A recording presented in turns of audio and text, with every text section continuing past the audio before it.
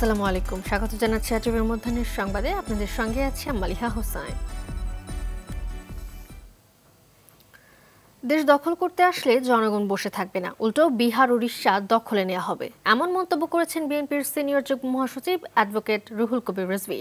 সকালে নয়াপল্টনে বিএনপির কার্যালয়ের সামনে আখাউড়ামুখী লং মার্চ শুরুর আগে সংক্ষিপ্ত সমাবেশে এমন মন্তব্য করেন রিজভী।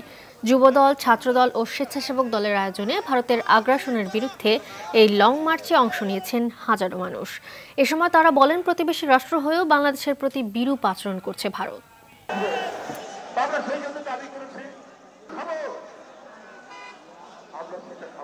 বিচার করবে, এটি আমার ব্যক্তিগত অনুরোধ।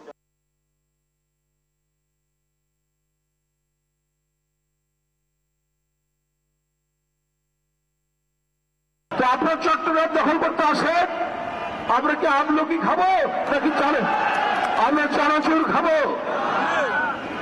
আমরা সেটা খাবো না। সম্প্রতি ভারতের আগরতলায় বাংলাদেশের সহকারী হাইকমিশনে হামলার ঘটনায় মুখ খুলেছে যুক্তরাষ্ট্র। হামলার সময় উগ্র হিন্দুত্ববাদীরা বাংলাদেশ হাইকমিশনে ভাঙচুর করে এবং বাংলাদেশের জাতীয় পতাকার অবমাননা করে। ঘটনার জেরে ঢাকা ও দিল্লির মধ্যে সম্পর্কের টানাপোড়েন দেখা দেয়। এবার বাংলাদেশের কূটনৈতিক মিশনে হামলার ঘটনাটি উঠে আসে মার্কিন পররাষ্ট্র দপ্তরের ব্রিফিংয়েও, যেখানে বিষয়টি নিয়ে যুক্তরাষ্ট্রের প্রতিক্রিয়া জানতে চাইলে মার্কিন পররাষ্ট্র দপ্তরের মুখপাত্র ম্যাথিউ মিলার বলেন, বাংলাদেশ ভারত শান্তিপূর্ণভাবে নিজেদের মধ্যকার মতপার্থক্য দূর করবে বলেই আশা করে যুক্তরাষ্ট্র।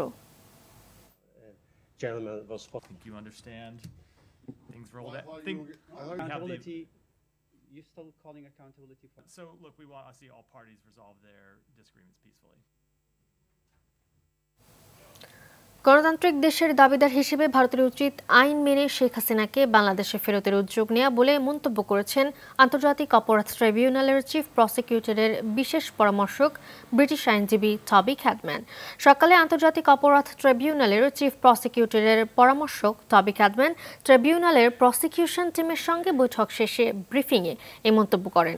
টবি ক্যাডম্যান বলেন, আন্তর্জাতিক অপরাধ ট্রাইব্যুনাল আইনের সংশোধিত অধ্যাদেশ আন্তর্জাতিক মানের হয়েছে, তবে কিছু বিষয়ে আরও সংশোধন প্রয়োজন। এ সময় চিফ প্রসিকিউটর তাজুল ইসলাম বলেন, সবার কাছে গ্রহণযোগ্য বিচার করতেই টবি ক্যাডম্যানকে আন্তর্জাতিক অপরাধ ট্রাইব্যুনালের উপদেষ্টা হিসেবে নিয়োগ দেওয়া হয়েছে।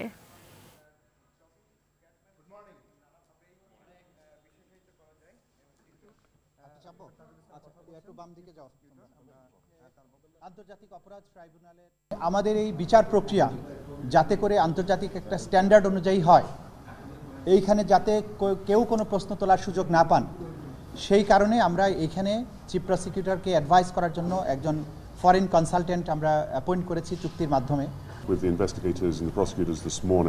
আন্তর্জাতিক মানদণ্ড মেনে সর্বোচ্চ পেশাদারিত্বের সাথে স্বচ্ছ ও সুষ্ঠু বিচার প্রক্রিয়ায় ট্রাইব্যুনালকে সহযোগিতা ও পরামর্শ দেব। আন্তর্জাতিক আইনের প্রতি শ্রদ্ধাশীল হয়ে শেখ হাসিনাকে ভারতের ফেরত দেওয়া উচিত, তবে ফেরত না দিলেও তার অনুপস্থিতিতে আন্তর্জাতিক অপরাধ ট্রাইব্যুনালে বিচার কাজ চালাতে কোনো বাধা নেই।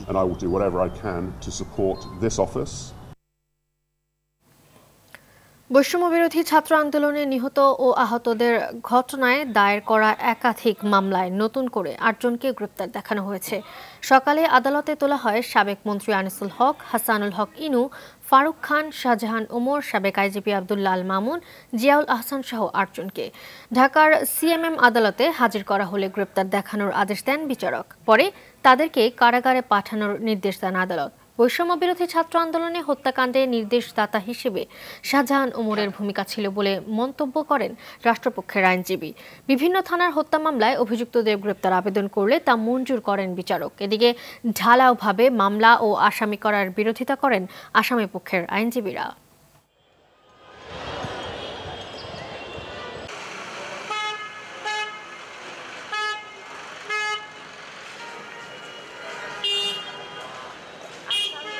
কোনো অপরাধের সাথে কোনো সংশ্লিষ্টতা নেই, সেটি উদ্দেশ্যমূলকভাবে রাজনৈতিক প্রতিহিংসার বশবর্তী হয়ে কিংবা অন্য কোনো এনিমিটির কারণে তাদের নাম অন্তর্ভুক্ত করা হচ্ছে। শুধু তাই নয়, আমরা গণমাধ্যম সূত্রে আরও জানতে পেরেছি যে অনেক ধরনের বাণিজ্য সেখানে অব্যাহত রয়েছে। মানুষ মনে করছে যে এরা এত সম্মান কেন বেড়ে যাবে, এরা তো ফ্যাসিস্টের অন্যতম সহযোগী এবং ফ্যাসিস্টের তারা ফ্যাসিস্টের সহযোগিতা করেছে এবং রাজপথে নেমে ছাত্র আন্দোলনের সময় তারা রাজপথে ছিল এবং মানুষকে তারা হত্যা করেছে, তারা বিভিন্ন ধরনের প্রোগ্রাম করেছে এবং শ্রমিক কালচার সহ এরা অনেকেই রাজপথে থেকে প্রোগ্রাম করেছে। যুবদল, ছাত্রদল ও স্বেচ্ছাসেবক দলের আয়োজনে ভারতের আগ্রাসনের বিরুদ্ধে লং মার্চে অংশ নিয়েছেন হাজারো মানুষ। দর্শক, এই বিষয়ে আরো জানাতে লং মার্চের বহরে আছেন সহকর্মী আশিকুল আলম। আশিক, লং মার্চ নিয়ে সবশেষ কি তথ্য আছে আপনার কাছে জানাবেন আমাদের।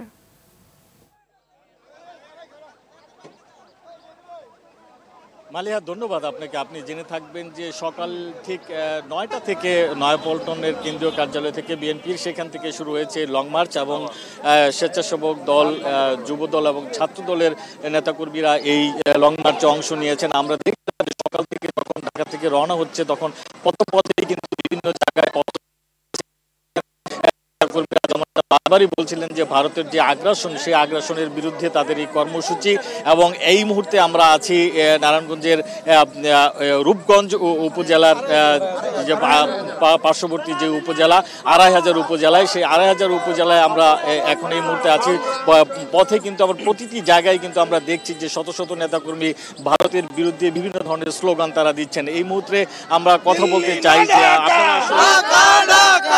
আগ্রাসনের বিরুদ্ধে আপনাদের যে কর্মসূচি আপনারা দিয়েছেন, সেই কর্মসূচিকে কেন্দ্র করে আজকে কি ধরনের আপনাদের?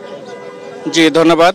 আপনারা অবগত আছেন বাংলাদেশ জাতীয়তাবাদী যুবদল, স্বেচ্ছাসেবক দল এবং ছাত্র দলের আজকের এই লং মার্চ কর্মসূচি ভারতের আগ্রাসনের বিরুদ্ধে। আমরা স্পষ্ট করে বলতে চাই, আমাদের জাতীয় পতাকা আমাদের অস্তিত্বের প্রতীক। আমাদের জাতীয় পতাকার উপর আঘাত আমরা সহ্য করব না। ভারতের যে বাংলাদেশ দূতাবাস, সেটা আমাদের বাংলাদেশের প্রতিনিধিত্ব করে। আমাদের প্রতিনিধির উপরে আঘাত হানা মানে হচ্ছে বাংলাদেশের সার্বভৌমত্বের উপর আঘাত হানা। আমরা কিন্তু স্পষ্ট করে বলে দিতে চাই, আমরা পাকিস্তানের তাবেদারি করি নাই, আমরা ভারতের তাবেদারিও করব না। আমরা দেশনেত্রী বেগম খালেদা জিয়ার একটি কথার সাথে সম্পৃক্ত করতে চাই। তিনি বলেছিলেন, সীমান্তের বাইরে আমাদের কোনো প্রভু থাকতে পারবে না, আমাদের বন্ধু থাকতে পারবে। ভারতকে উদ্দেশ্য করে বলতে চাই, যদি বন্ধুত্বপূর্ণ আচরণ করেন তাহলে আমরা আমাদের সাথে আছি, আপনাদের বন্ধুর মতো আচরণ পাবেন। আর আমাদের আর একটু স্মরণ করে দেয়, বাংলাদেশের হচ্ছে বীরের জাতি, বাংলাদেশের জনগণ বীর, শত্রু না, সেটার পরিণাম আপনারা ভোগ করবেন। আর স্পষ্ট করে বলতে চাই, ছাত্রদলের পক্ষ থেকে অচিরেই আপনারা যে বাংলাদেশের পতাকাকে অবমাননা করেছেন, আমাদের দূতাবাসে হামলা করেছেন, অচিরেই আপনাদের ক্ষমা চাইতে হবে বাংলাদেশের জনগণের।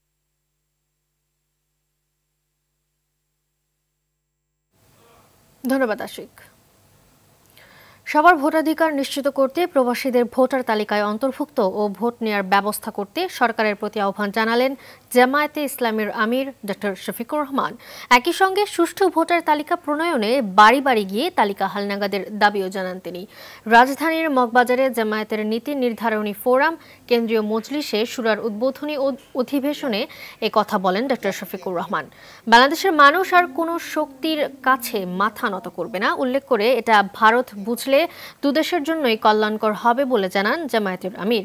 ষড়যন্ত্র প্রতিহত করে মানবিক বাংলাদেশ করতে ধর্ম, বর্ণ ও দলমত নির্বিশেষে সবাইকে ঐক্যবদ্ধ থাকার আহ্বানও জানান ডক্টর শফিকুর রহমান। বিদেশের মাটিতে আন্দোলন করতে গিয়ে অনেকে জেল, জুলুম, হয়রানির শিকার হয়েছেন এবং এখনো কোনো কোনো দেশের কারাগারে আমাদের নাগরিকেরা বন্দী হয়ে আছেন। আমরা সরকারকে অনুরোধ করব, দ্রুততম সময়ের ভিতরে আমাদের মিশনগুলোকে কার্যকর করে এবং সরাসরি ঢাকা থেকে সংশ্লিষ্ট দেশের সরকারের সাথে যোগাযোগ করে তাদের মুক্তির ব্যবস্থা করা, তাদেরকে তাদের কাজে পুনর্বাসন করা এবং দেশে ফিরিয়ে আনতে হলে সম্মানের সাথে ফিরিয়ে আনার দায়িত্ব যেন সরকার পালন করেন। কক্সবাজারের টেকনাফে নাফ নদী বর্ডার বাংলাদেশ মায়ানমার সীমান্তে টহল তৎপরতা জোরদার করেছে বিজিবি। টেকনাফ ব্যাটালিয়ন 2-এর মেজর সৈয়দ ইশতিয়াক মোর্শেদ বিষয়টি নিশ্চিত করে জানান, রাখাইন রাজ্যে উদ্ভূত পরিস্থিতিতে সীমান্ত এলাকায় টহল তৎপরতা বাড়ানো হয়েছে। এরই অংশ হিসেবে নাফ নদীর ঝুঁকিপূর্ণ স্থানে বাংলাদেশ জলসীমায় নৌটহল পরিচালনা করা হচ্ছে। সীমান্তের নিরাপত্তায় 24 ঘণ্টা জলে স্থলে বিজিবি টহল দেওয়ার পাশাপাশি যে কোনো পরিস্থিতি মোকাবেলায় সতর্ক অবস্থানে রয়েছে বিজিবি।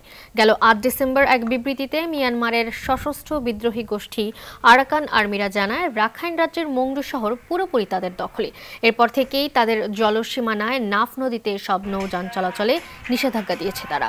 এদিকে নাফ নদীর সীমান্ত ঝুঁকিপূর্ণ হওয়ায় সেখানে কোনো ট্রলার না যাওয়ার জন্য মাইকিং করা হচ্ছে। দর্শক, এই বিষয়ে বিস্তারিত জানাতে টেকনাফ থেকে সরাসরি যুক্ত হচ্ছেন সহকর্মী শাহিন শাহ।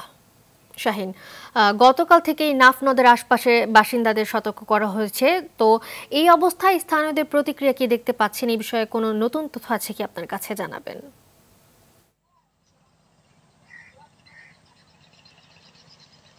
মালিহা, গত 2 দিন ধরে সীমান্তে গোলাগুলি এবং যে বাড়ি অস্ত্রের যে বিকট শব্দ আসতো সেটি কিন্তু বন্ধ রয়েছে। এর প্রেক্ষিতে কিন্তু সীমান্ত শান্ত বললেই চলে। পাশাপাশি যে গত কিছুদিন আগে অর্থাৎ রবিবারে যে রাখাইনের যে মংডু শহরটি রয়েছে সে শহরটি কিন্তু আরাকান আর্মি দখলে নেয়ার যে সংবাদ আমরা ইরাবতী যে সংবাদ মাধ্যম রয়েছে তার মাধ্যমে জানতে পেরেছি এবং এখানকার যারা রোহিঙ্গা আছে রোহিঙ্গাদের কাছ থেকেও জানতে পেরেছি।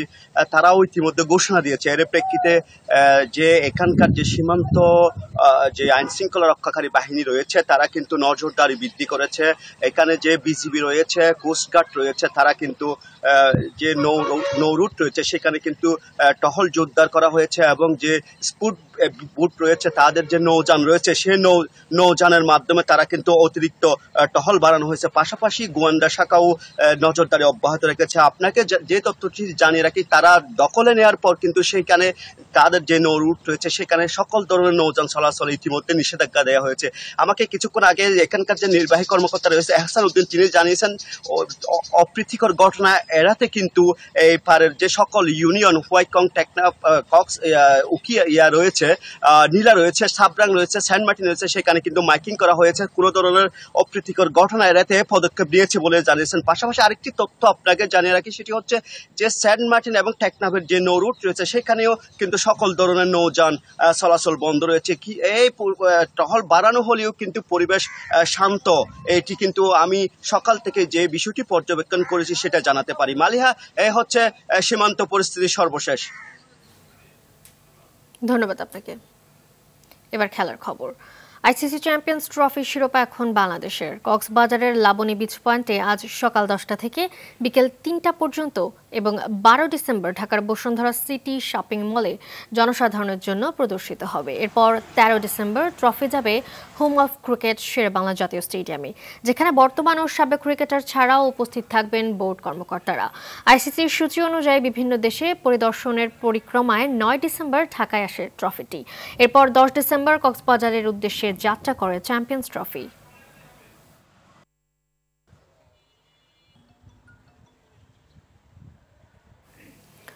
দর্শক, কিছুক্ষণের মধ্যে কক্সবাজারের সুগন্ধা সমুদ্র সৈকতে চ্যাম্পিয়ন ট্রফি উন্মোচন করা হবে। এই বিষয়ে বিস্তারিত জানাতে সেখান থেকে সরাসরি যুক্ত হচ্ছেন সহকর্মী সাইফুর রহিম শাহিন।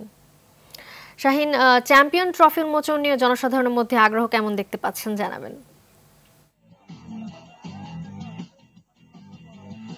মালিহা, ঠিক 10টায় এটা উন্মোচনের কথা থাকলেও 11টার দিকে এটা এখানে জনসাধারণের জন্য উন্মুক্ত করে দেওয়া হয়েছে। কক্সবাজার সমুদ্র সৈকতের লাবণী পয়েন্টে ঠিক আমার পেছনে আপনি দেখতে পাচ্ছেন এই ট্রফিটা এখন এখানে যে এখানে উৎসাহী লোকজন, এখানে পর্যটক থেকে শুরু করে সবাই এই ট্রফিটার সাথে ছবি তুলছেন। তো দর্শকদের মাঝে অনেক উচ্ছ্বাস দেখা যাচ্ছে, স্থানীয়দের মাঝে অনেক উচ্ছ্বাস আমরা দেখতে পাচ্ছি। তো এখানে এই স্বপ্নের ট্রফিটা সাথে একবার ছবি তোলার অধীর আগ্রহে দীর্ঘক্ষণ অপেক্ষায় ছিলেন অনেক উৎসুক মানুষ। সেই প্রতীক্ষার শেষ হয়েছে। সকাল 11টা থেকে শুরু হয়ে বিকাল 3টা পর্যন্ত এটা এখানে প্রদর্শনের কথা রয়েছে। তো এখানে আমরা দেখতে পাচ্ছি পর্যটক সহ অনেক উৎসুক মানুষ ইতিমধ্যে এই লাবণী পয়েন্টে, সমুদ্র সৈকতের লাবণী পয়েন্টে এখানে উপস্থিত হয়েছেন। তারা এই যে আইসিসি ট্রফিটা দেখার জন্য এখান থেকে ঠিক বিকালে এটা ঢাকায় নিয়ে যাওয়া হবে, সেটা আপনি খবরে বলেছেন। এরপরে বাংলাদেশ সর্বশেষে এটা বিদেশে, এর আগে আফগানিস্তানেও এটা প্রদর্শন করা হয়েছিল, এখন আজকে কক্সবাজার প্রদর্শন করা হচ্ছে, কালকে এটা ঢাকায় প্রদর্শন করা হবে। তো এই পর্যন্ত মোটামুটি এখানে নিরাপত্তা চাদরে দেখা দেওয়া হয়েছে ট্রফি উন্মোচনের বিষয়টা দেখার জন্য। এখানে নিরাপত্তা কর্মীরা দেখভাল করছেন এবং এখানে পর্যটকরা এখানে রয়েছেন, তারা উৎসাহের সাথে এটা প্রত্যক্ষ করছেন। মালিহা, এই হচ্ছে কক্সবাজার সমুদ্র সৈকতের লাবণীয় পয়েন্ট থেকে আমার সর্বশেষ এই ট্রফির সর্বশেষ তথ্য। ধন্যবাদ। মধ্যাহ্নের সংবাদ এ পর্যন্ত। এই দুপুরের সংবাদ 2:15 দেখার আমন্ত্রণ রইল। ধন্যবাদ সবাইকে।